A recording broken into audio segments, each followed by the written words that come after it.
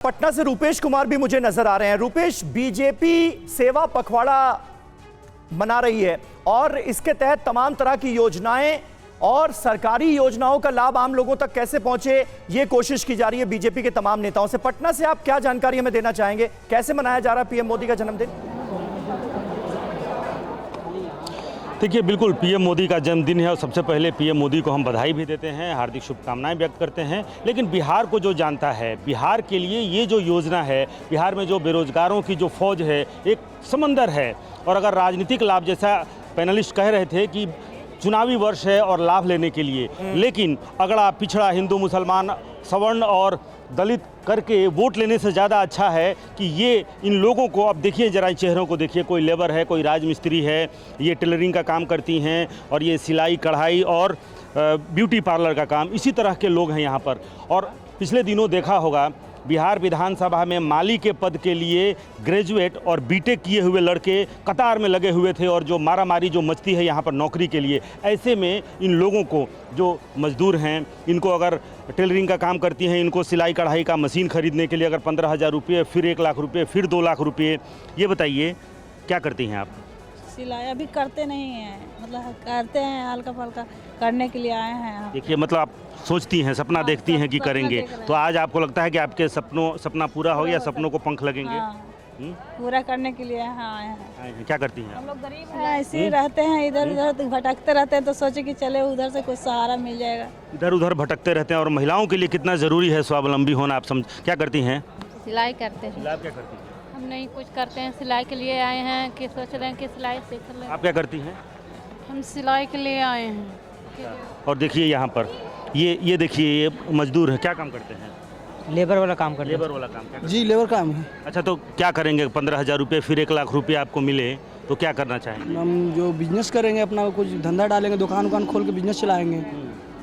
जी sir, वही काम करेंगे। वही काम करेंगे। एक और जरिया मिला है आम लोगों को, हम कह सकते हैं रुपेश, जिसके जरिए ये बात इन लोगों की हम समझ पा रहे हैं कि कैसे वो अपने सपनों को साकार करने के लिए इसे एक बहुत बड़ा प्लेटफॉर्म कह रहे हैं। भोपाल रुक करूंगी, शुभम गुप्ता हमारे साथ है। शुभम, संभव हो तो सीधे लोगों से बात करें। क्या कोई गाना सुनना चाहते हैं? देखिए, बिल्कुल सबसे पहले आपको तैयारियां यहाँ पर दिखा देते हैं कि पीएम विश्वकर्मा योजना का जो शुभारंभ हो रहा है, भोपाल के रवींद्र भवन में कार्यक्रम हो रहा है और कई महिलाएं भी यहाँ पर शामिल हुई हैं। कुछ महिलाओं से हम बातचीत भी करते हैं। आप बताइए, प्रधानमंत्री का जन्मदिन भी है और इसी मौके पर आज पीएम विश्वकर्मा योजना का भी शुभारंभ है। सबसे पहले तो मैं माननीय प्रधानमंत्री महोदय को जन्म दिवस की बहुत बहुत बधाई देती हूं और जो इन्होंने विश्वकर्मा जयंती के अवसर पर जो योजनाएं चलाई हैं, उससे सारी जनता बहुत ही लाभान्वित हो रही है और बहुत फायदे इससे लाभ मिलेगा काफी जनता को। जी, इससे बहुत महिलाओं को और काफ़ी जनता को इसका लाभ मिलेगा। और मोदी जी को जन्मदिन की हम सभी महिलाओं से, लाडली बहनाओं की तरफ से जन्मदिन की बहुत सारी शुभकामनाएं। जो छोटा तबका है, उन्हें खासा फायदा इस योजना से मिलने वाला है। जी हाँ सर, जो छोटा तबका है वो अपना बिजनेस स्टार्ट नहीं कर पा रहा है, जो इस योजना से जो लोन प्राप्त करेंगे वो अपना बिजनेस स्टार्ट कर सकते हैं। आप बताइए, इस योजना से फायदा मिलेगा? अच्छी योजना है ये?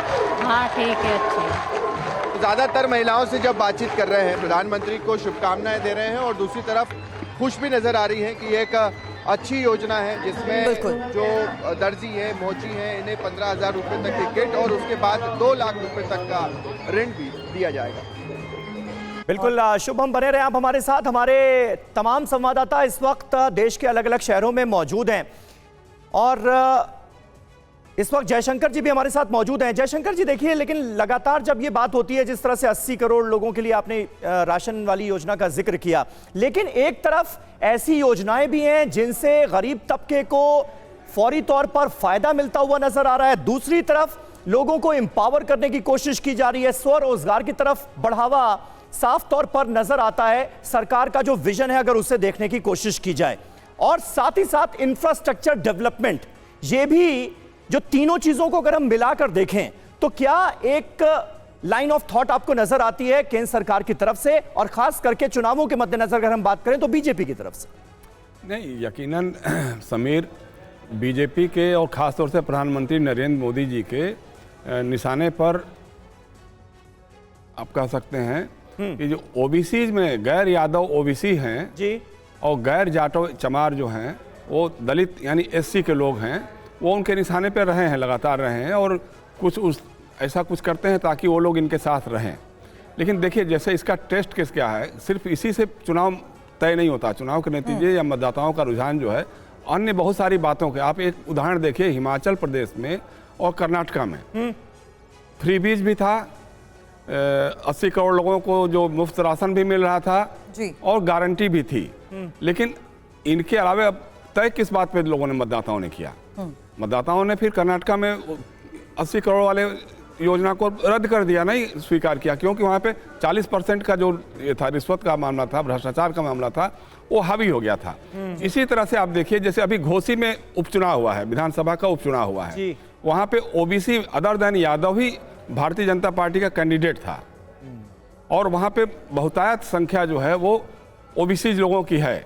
लेकिन वहाँ इन लोगों ने खारिज कर दिया भारतीय जनता पार्टी को, वहाँ समाजवादी पार्टी का अपर कास्ट का उम्मीदवार जीता, जो वहाँ का पूर्व विधायक भी पहले रहा है।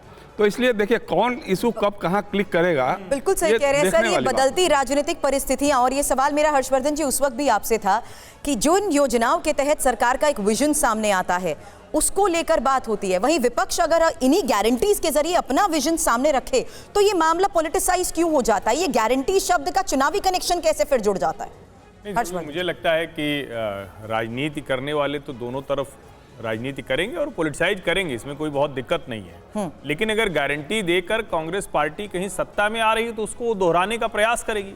अब मुश्किल बस एक है कि कर्नाटक में 5 गारंटी देकर आती है और उसके बाद वहां के अखबारों में, नेशनल मीडिया में भी आता है कि DK शिव कुमार ने के हवाले से कि भाई विधायक जी लोग अब जरा फंड कम मांगिए क्योंकि पैसे नहीं है, उन गारंटीज को पूरा करना है। पंजाब में आम आदमी पार्टी गारंटी देकर आती है, हालांकि अभी भी किन महिलाओं के खाते में रकम आ रही है पंजाब और हिमाचल में ये पूछना चाहिए। लेकिन सोचिए कि उसके तुरंत बाद भगवंत मान जी आते हैं तो कहते हैं हमको 1 लाख करोड़ रुपए कर्ज दे दीजिए केंद्र से, हमको चूंकि अभी बहुत कुछ करना है।